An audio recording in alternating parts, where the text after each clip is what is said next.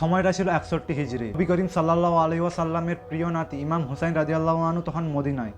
আর অন্যদিকে ক্ষমতায় বসেছে ইয়াজিদ। সে চাইছিল সবাই তাকে খলিফা হিসেবে মেনে নিক, মানে তার হাতে সবাই বায়াত করুক। কিন্তু সমস্যা একটা, ইয়াজিদের চরিত্র, কাজকর্ম, জীবনযাপন সবই ছিল ইসলামের আদর্শের বিরুদ্ধে।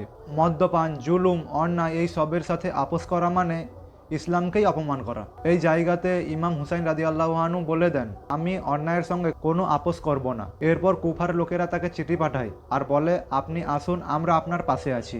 এই ডাকে সাড়া দিয়ে তিনি, তার পরিবার, সাথীরা রওনা হন। কিন্তু দুঃখের কথা কি জানেন? ভয়ের চাপে কুফাবাসীরা কথা রাখেননি। কারবালার ময়দানে ইমাম হুসাইন রাদিয়াল্লাহু আনহু আর তার পরিবারকে ঘিরে ফেলা হয়। 3 দিনের জন্য পানিও বন্ধ করে দেওয়া হয়, এমনকি শিশুদের পর্যন্ত পানি বন্ধ করে দেওয়া হয়। তবুও তিনি মাথা নত করেননি।